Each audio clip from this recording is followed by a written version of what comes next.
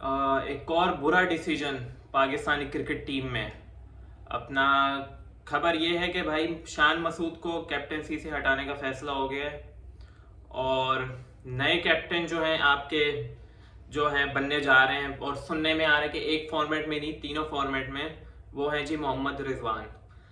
अब मोहम्मद रिजवान का यार एकदम कैप्टन बनना, या पीछे आपने क्या मतलब यार, कोई एक सेंस, मेरी तो चीज में कोई एक सेंस ही नहीं बन रही इस चीज की कि मतलब यार आप लोग क्या मजाक बनाया भाई। खिलौना है ये, पाकिस्तान के नाम को आप लोगों ने मजाक बनाया भाई। क्या है, कोई खिलौना है कि जो मर्जी आ रहा है इसके साथ खेले जा रहा है, जिसकी जो मर्जी आ रही है कर रहा है।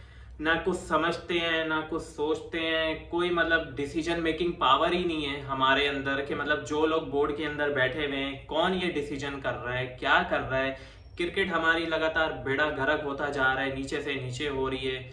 मतलब इस उस टाइम पे इस एक से एक बढ़ के एक खराब डिसीजन। पहले बाबर आजम को आपने 2 साल कप्तान लगा के रखा, लगातार फ्लॉप होते रहे, लगातार फ्लॉप होते रहे। 2-3 एशिया कप खा गए, अपना एक T20 world, 2 T20 world cup खा गए, सही है, एक ओडीआई वर्ल्ड कप खा गए जो कि 4 साल बाद आता है, जो कि हम देखने को, जो एक क्रिकेट फैन है वो खास तौर पे इंतजार करता है, जो कि सबसे बड़ा वर्ल्ड कप होता है, वो हाँ खा गए।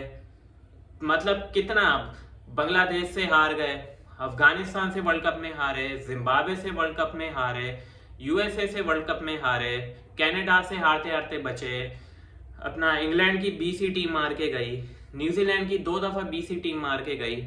मतलब क्या यार, उसके बावजूद भी आप लोग कुछ सीख ही नहीं रहे हो, कुछ समझ ही नहीं आ रहा है भाई। जब आपने उसको एक टाइम कप्तान बनाया शान मसूद को, ऑस्ट्रेलिया वाली सीरीज खेली उसने, ठीक है, फ्लॉप हुआ। ये सीरीज खेली, इसमें भी चलो फ्लॉप हुआ, मान लिया भाई शान मसूद फ्लॉप है, लेकिन कम से कम आप उसको वर्ल्ड टेस्ट चैंपियनशिप तक तो आजमा के देखो। आप कौन चीज ये बंदा सोच रहा है कि भाई शान मसूद को हटाने से मोहम्मद रिजवान आ जाएगा, वो क्या तीर मार लेगा 1 साल के अंदर, मुझे बताओ। आप बता दो। आगे आपकी इंग्लैंड से सीरीज है, अपना साउथ अफ्रीका से इतनी आपकी बड़ी सीरीज आ रही है जो कि वन साइडेड ही होने वाला है, मुझे तकरीबन जो अंदाजा है। लेकिन उस टाइम पे अब जब उसने एक गलती कर दी है बंदे ने, आप उसको और चांस दे दो, कोई मसला नहीं, 1-2 सीरीज और देख लो। गलतियां करे हमेशा के लिए कटा तो लाओ ही नहीं वापसी टीम पे, लेकिन 2 सीरीजों में हटा दिया फौरन। अबे भाई थोड़ा सब्र तो कर जाओ यार। बाबर आजम जो कि लगातार फ्लॉप होता रहा, उसको कप्तानी से हटा के शाहिन अफरीदी को कप्तानी दी, एक सीरीज वो हारा, हारने के बाद उसको भी साइड पे कर दिया। अच्छा जी, फिर दोबारा बाबर आजम ने कप्तानी पकड़ ली।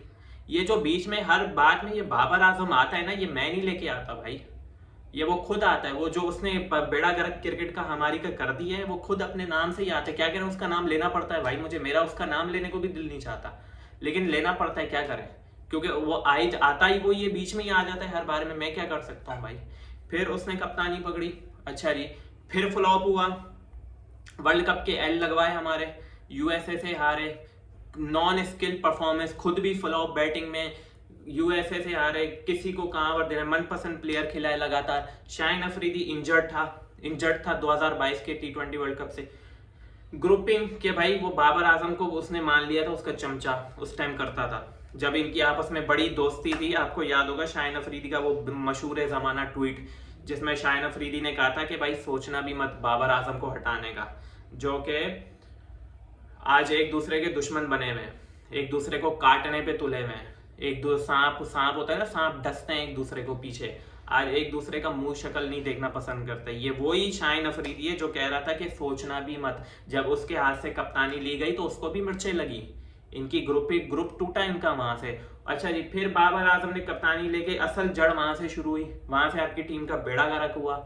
उसका रिजल्ट आपको वर्ल्ड कप में नजर आया, लगातार शादाब खान खेलता रहा 2 वर्ल्ड कपों से, लगातार आपका नवाज खेलता रहा, नवाज चुच्चू, सही है, लगातार शाहिन अफरीदी लंगड़ा के पेस उसका है नहीं, खिलाए रहे, खिलाते जाओ खिलाते जाओ खिलाते जाओ, और उसकी ये हालत हो गई कि उसकी 135 से भी नीचे का पेस है उसका। समझ आए ना, ये आपकी हिस्ट्री है। अब शान मसूद पे आ जाए। शान मसूद ने चलो 2 सीरीजें खराब कर दी, ठीक है भाई, अब फिर उसको लगाओ टेस्ट में, उसको आप 2-3 सीरीज और दो भाई। क्या पता वो अपनी गलतियों से सीख के वो कर देता। फिर आपने कप्तान चेंज कर दिया। Stability, where's the hack is stability. Stability कहाँ है? इंडियन क्रिकेट टीम को मैं हमेशा क्यों प्रेस करता हूं मेरे भाई? Stability, merit, talent. अगर सोचो बुमराह शाहिन अफरीदी की जगह होता तो आज बुमराह की क्या हालत होती? जो होगा, जो क्रिकेट को समझता है बंदा, वो बताए मुझे कमेंट्स में, आज बुमराह की क्या हालत होती? बुमराह कहीं होता ही नहीं, बुमराह घर पे बैठा हुआ होता। समझ आई ना मेरे भाई? तो लेकिन जैसा कि वो इंडिया है, वहां पे काम अच्छा होता है।